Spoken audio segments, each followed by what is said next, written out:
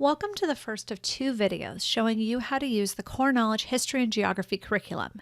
In this first video, I'm going to be showing you how the curriculum works, explaining the materials you'll be downloading and using, and then we'll walk through the introduction portion of the teacher's guide so you can see how the information there will set you up to confidently teach your student. In the second video, I'll take you on a detailed tour of an example chapter so you can get a feel for how these lessons flow and be well positioned to use this curriculum to homeschool.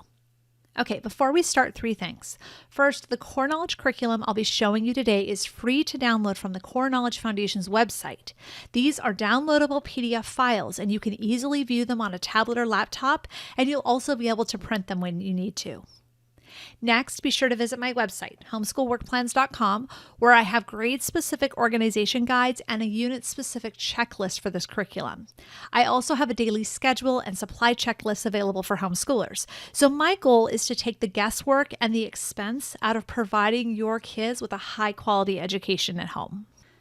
And finally, in this video and the next video, I'm going to be using this third grade unit on ancient Rome as an example. But please keep in mind that all Core Knowledge History and Geography curriculum is laid out in the same format. So no matter what grade level of the curriculum you're planning to use, this information will still apply. Okay, let's dive in and get started. So the first step to using the Core Knowledge History and Geography curriculum is to download the materials for free from the Core Knowledge Foundation.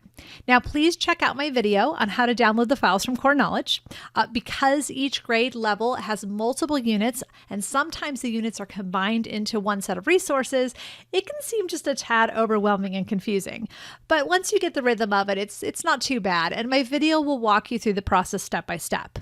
Now, you can find that video on my website or on my YouTube channel. So each grade level of the History and Geography curriculum typically includes between 4 and 12 units, and every student will need to start with the first unit for their grade level and then move through the units in order throughout the school year. So for example, these are all the history and geography units for 4th grade that you see here. Now I realize 4 to 12 units seems like a huge range of curriculum, but generally speaking, the lower grades such as kindergarten and 1st grade have fewer units. So for example, in kindergarten, history and geography aren't scheduled for every day of the school year. Instead, they rotate with science, which keeps the length of the lessons each day much more reasonable for such young children.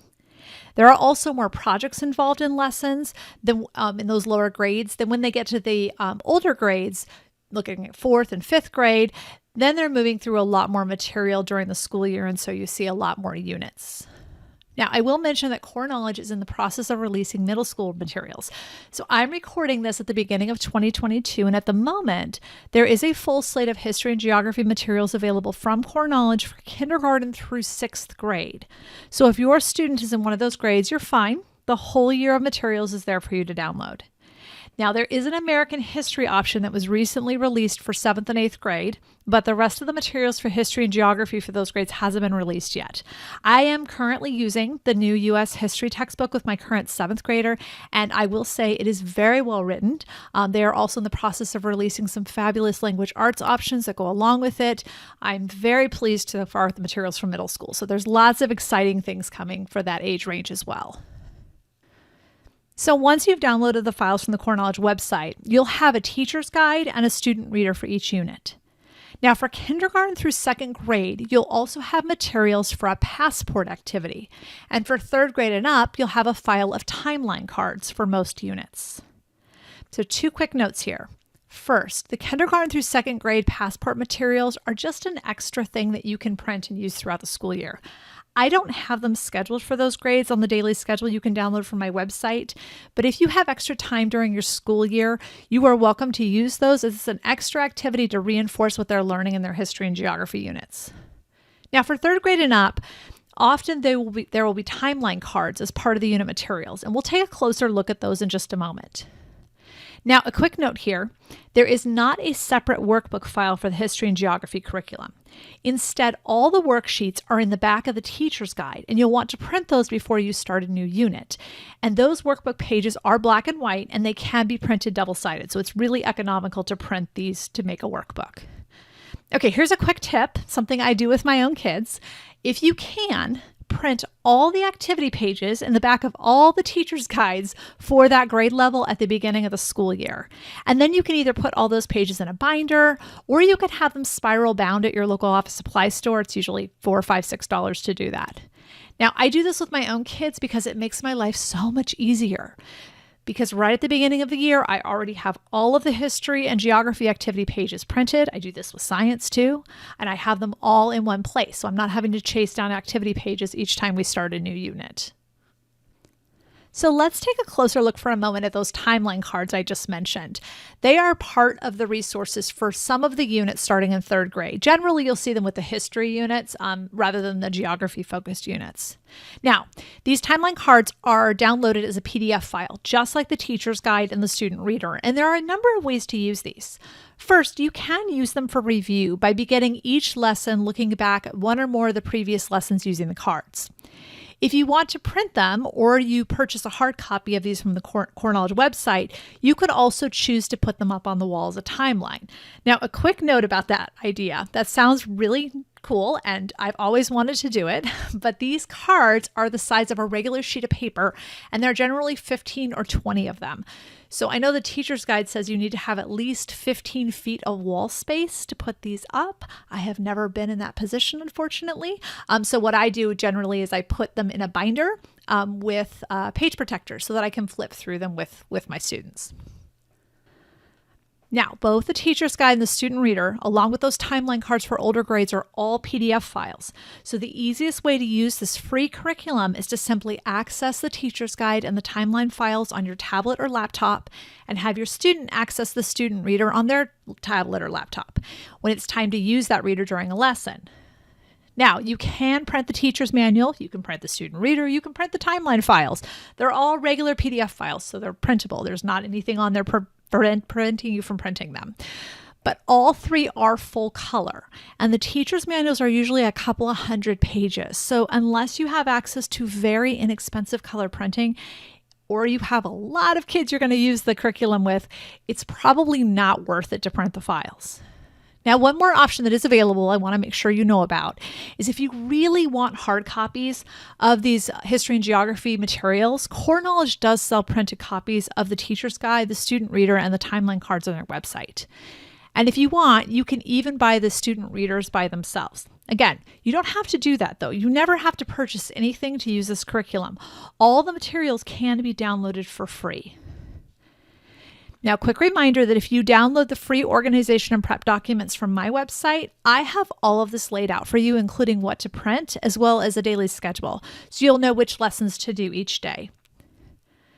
Okay, so now that you'll have the materials downloaded and the activity pages printed, let's start taking a close look at the introduction section of the teacher's guide. Now, as I mentioned earlier, the example teacher's guide I'm going to be showing you is for this 3rd grade unit on ancient Rome. But all the history and geography curriculum for Core Knowledge is laid out in the same way.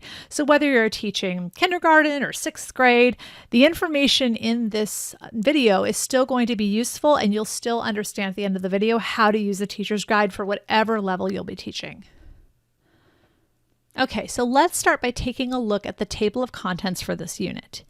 Each history and geography teacher's guide consists of 3 main sections: an introduction, the step-by-step lesson plans, and a set of teacher resources in the back of the guide. First, let's talk about that introduction section. Every Core Knowledge teacher's manual has an introduction section which will help you get a feel for the material you'll be teaching your student, as well as additional resources and tips. The introduction section starts with an overview of the unit, including the big idea here in the red box, and below that is a brief overview of what your student will be learning during this unit. Now, the big idea is the overall concept that will be regularly reinforced during the lessons for the unit. So, for example, this unit is focused on the history of ancient Rome, and the overarching idea covered in this unit is that the city of Rome expanded from humble origins to eventually rule much of Europe and the Mediterranean. And then the couple of paragraphs below lay out a very brief overview of Roman history for you as a teacher. On the next page, we see sections for what students should already know and what students will learn in this unit, as well as a timeline down the side to help you orient yourself to this point in history. Now, a quick side note here. The core knowledge curriculum, and by that I mean the history and geography curriculum, the language arts curriculum, and the science curriculum, is all built on this idea that students should gain an increasing level of width and depth to their knowledge base as they progress through grade levels. This first section is listing out the specific concepts a student would have learned during kindergarten, first and second grade in the core knowledge curriculum, and the specific concepts that they would have learned that would be helpful in understanding this particular third grade unit. Now, if you've previously used core knowledge curriculum for earlier grades, then this is just a quick list to review, so you can work in small amounts of review as needed as you work through lessons in the unit. But what if you're new to the core knowledge curriculum, or even maybe you're brand new to homeschooling altogether? So don't panic. You're just going to use this list a little bit differently. It's going to be fine. Now, sometimes this list is fairly lengthy. Okay, it depends on the unit. In the cases where it's a long list, I would encourage you to go through this list, check off items you're pretty sure your child knows. If you come to something, though, that you aren't sure if they know, just make a note of it, and you'll just take a few moments to explain that information to them when it comes up in a lesson. So for this particular unit, the list is actually really short. It's 2 items. They need some information about the basic geography of the Mediterranean Sea and the Aegean Sea, at which you can simply show them on the map when these seas are mentioned in the unit. And then the worship of Greek gods, as the Romans and the Greeks had quite a bit of religious crossover there, that idea of the Greek gods and just the general characters in that group, that's also mentioned there on that list. Now, if your student has never learned about the famous Greek gods, it might be worth getting a book from the library, or you could download the free second grade student reader from Core Knowledge for the Ancient Greek unit. Chapter 5 is focused on the different Greek gods. So you could just download that for free, pull it up, read it to your student, and they'll be generally up to speed. So that's a couple of simple ways to handle that background information. Now, the list of what they'll learn in this unit is much longer, but here's the thing. You don't actually need to worry too much about this list. If you follow the lessons here in the teacher's guide, these are the things your student will learn. So this list is really more of a reference and an overview than something you need to worry about or keep track of. All right, to help us with that overview, on the next page, you have this at a glance section at the top, and it lists the most important ideas that are covered in this unit. Now, on the lower half of the page starts an important section called What Teachers Need to Know. As the name implies, this is an important background information. I would encourage you to read through it carefully for each new unit during the school year. We all come to homeschooling from different backgrounds. Some of you may have history degrees. Most of us don't, right? So in fact, for most parents, it may have been years and years since you formally studied history. I found this background information in the teacher's guides to be very useful. It's well written to be both brief but also deep. It assumes perhaps your own background knowledge needs to be propped up a bit. So if you were nervous that you wouldn't know enough about this subject to teach your student, never fear. Every teacher's guide not only has this rich background information for you as the parent and teacher. In the next video, I'm going to show you an example chapter, and you'll see these step-by-step instructions will guide you through presenting the lesson to your students, so all the important information will be covered, even if you walked into this unit not previously knowing anything about the Roman Empire. All right, so these few pages in the intro for this unit cover the geography of the area, which is critically important to how and why Roman society developed the way it did. It also looks at the important influences of Greek culture on Roman society. Now, I've made a point of studying history for my own benefit. It's something I really enjoy. It's kind of a hobby. And I've done this as an adult for a number of years. But even doing that as a hobby and having that as a bit of a background, I always learn new things in these teacher information sections and these teacher's guides for core knowledge. So I really encourage you to take the time at the beginning of every unit to read through them and see what you can learn. All right, next up, there are several pages outlining the resources for this unit. Now, we briefly talked about these in the first part of the video, so you would know what files you'd be downloading, but let's get into this in a bit more detail. So the student component for these history and geography units is the student reader. As you'll see in the next video when I walk you through an example chapter, the student reader is colorful and it's engaging. The information presented in the reader is both age appropriate while also being very rich. It's not babyish or simple, even at the lower grades. It's really amazing how not overly simple it is. If anything, core knowledge readers and their curriculum really is presented with the goal of stretching kids. It's giving them as much depth as they can possibly handle at that grade level while still being really engaging. It's a really unique feature of this curriculum. So for the teacher's components, there are a few, and the ones listed on this page include the teacher's guide, which contains 16 chapters, and you'll be working through those over 7 weeks, 35 school days. Now, a quick reminder, if you've downloaded the free organization and prep resources from my website, there's a free daily schedule there. And that has this unit and every other unit throughout the school year planned out. So you'll always know exactly what you'll be doing on each school day. The teacher's guide also contains a unit assessment, a performance task activity, and activity pages in the back, all of which I'll show you when we work through an example chapter in the next video. Next up, there is the art resources for this unit as well as third grade in general. So every year from kindergarten through fifth grade, art history is included in these history and geography lessons. And over the course of the year, your student will be generally learning about 15 to 30 pieces of art that align with the specific unit topics for the year. This is one of the things that makes this such a high quality curriculum. Now, the example chapter I walk you through in the next video has an art history lesson as part of that chapter, so you'll get to see exactly how this works. But by way of general overview, here is some brief information. Now, when an art history lesson is built into a chapter, the teacher's guide will always tell you exactly which piece of art will be used, and you'll have two options. The first is that you can view that piece of art on the internet, and generally the teacher's guide is going to guide you to a specific link through the online resources website, which I'll show you in the next video. So you're not even going to have to generally hunt down a link for this piece of art, although you could enter the name into Google and view the images too.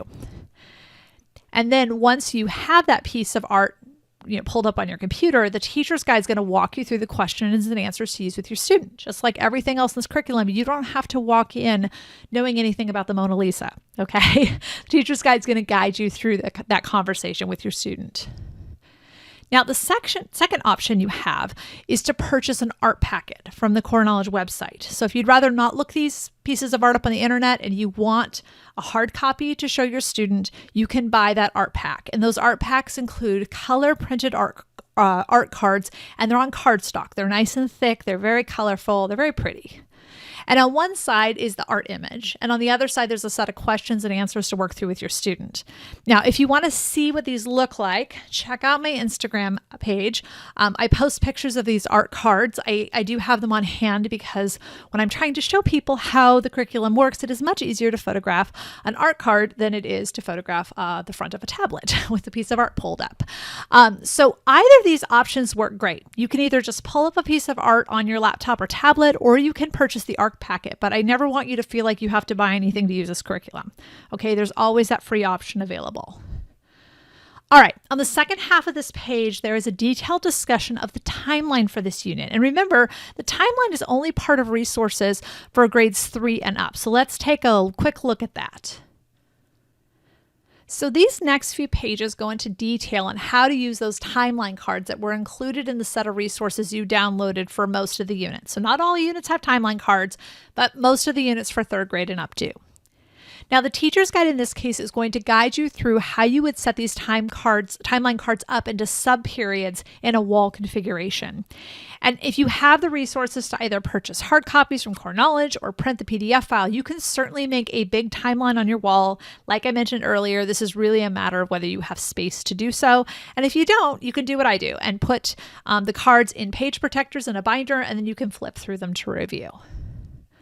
But again, it is not necessary to purchase or print the timeline cards. The timeline cards are a free PDF file you can download. You can just pull up that file on your tablet or laptop whenever you want to review these throughout the school year. So this next section is a few pages long, and it walks you through essentially how to use the teacher's guide. Now, of course, that is basically what we're talking about in these videos, right? But the information is here in written form in the teacher's guide for every unit. So let's just look briefly at this, keeping in mind that this curriculum was written to be used in a classroom. So as you go, I'll give you some information on how you're going to adapt these instructions for a homeschooling situation. So first up, every history and geography unit has some sort of pacing guide available. Okay, a pacing guide is how to figure out what to do each school day. Now, how complete the pacing guide is in any of these unit teachers' guides really depends on the grade level. For younger grades, they typically just give you a blank calendar showing you the total number of days, and then they're trusting that you as a teacher are going to sort it out and divide up the lessons. For older grade units, there is a sample calendar typically that's actually filled out with more detail, like this is basically a schedule you could use. Now, like I said, there is some sort of pacing guide in every unit, but I would encourage you actually to ignore these for a few reasons. First, they're really meant for a classroom setting. So in the early grades, the teacher has a lot of discretion on what to cover each day, which for a homeschooler means scheduling something you typically have zero experience with. That is not a good time, let me tell you. So for later grades, even though they give you more of a detailed schedule to work with, because activities in a classroom setting typically take sometimes 2 or 3 times as long to complete as you would with a homeschooler where you have one child, there simply isn't as much time available in a classroom to get through a lot of activity options. And so the sample schedule they lay out leaves out a lot of the potential activities you could do with your student. Now, the good news is you don't need their schedule that they put in the teacher's guides. If you download that free daily schedule from my website, I've done all this scheduling work for you. I went through all of the work to go through every unit for all of the grades, and I put together the daily schedule with homeschooling in mind. And I've been using this curriculum for a couple of years, so I have a better idea than I did at the very beginning, how things flow, how much time things take. And so with that homeschooling perspective, I have put this together so that you'll know what you'll do each day. And I've also been able to schedule in, because I know you're going to be more efficient than a classroom, I've been able to schedule in extra activities. And so it's a more rich schedule than what's generally offered in the teacher's guides. All right, next up, there are a few sections giving you some ideas on how you would use these lessons in a classroom, as well as overviews of the information for the unit. Okay, so first, there's sections suggesting not only having the teacher read to the class, but also allowing students to take turns reading the student reader to the class. Now, for homeschooling, once your student is reading fairly fluently, so typically around 3rd grade, sometimes 4th grade for some kids, it's a good idea to have them read aloud to you every day. Right? So even once they've stopped that formal reading instruction, you'll still want to keep in that habit of having them read to you something each day. Now, it could be here in the history and geography lessons, it could be over in science, it could be during a language arts lesson, just pick something. Any subject is fine. The point is to not only give them practice reading aloud with proper pacing and inflection and expression, but also so you can monitor how their reading fluency is improving over time.